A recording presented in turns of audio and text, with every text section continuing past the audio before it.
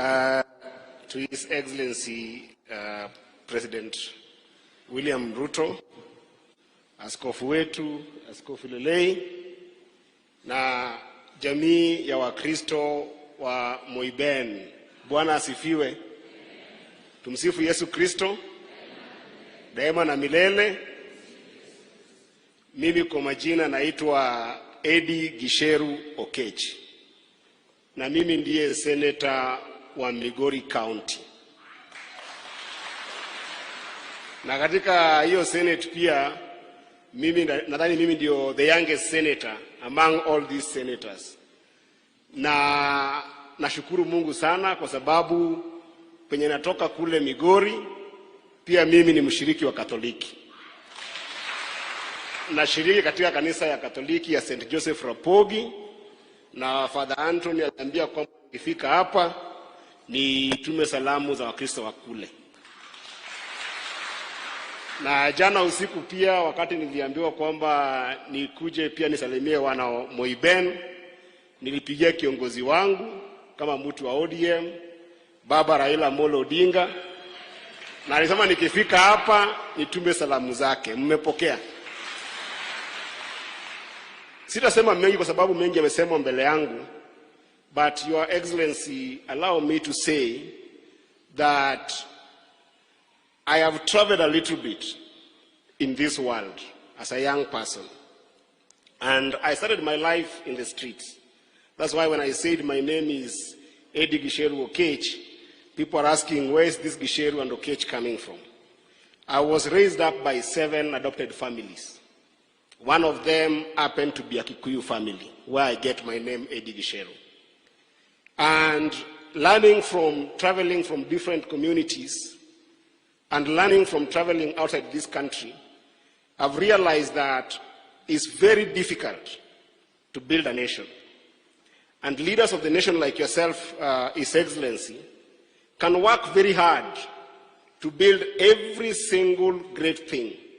You can build wonderful roads, you can build serious industries, you can build amazing hospitals, you can build wonderful churches and mosques. But if there is no peace in a nation, all that can come crumbling down like nobody has ever seen. We have seen wonderful monuments crumbling down in different states across the world.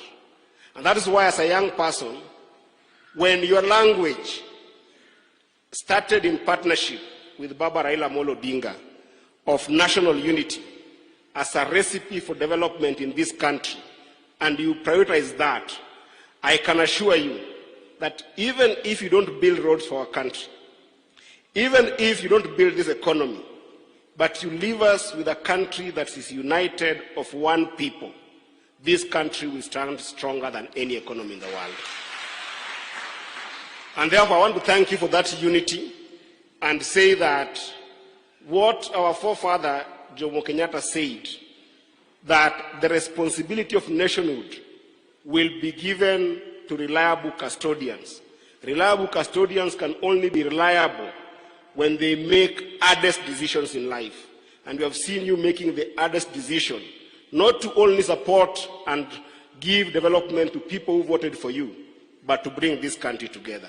I can tell you as a young person in ODM that we are out to build and to water that unity that you and Baba have brought together. Na nikimalizia, nimesikia Mandago amesema kwamba kuna shida ya mahindi hapa. Mimi kule Senate nimeona Your Excellency umefanya kazi mzuri. Mimi natoka sehemu ya miwa. Na miwa yetu unaona kwamba price has come very well, na tunaweza kuwa with a lot of joy because of the price of sugarcane. Kwa hivyo mimi sitakuwa na wivu, hata ukiongeza hii bei ya mahindi ende juu, sitaserekea tu. Asanteni sana.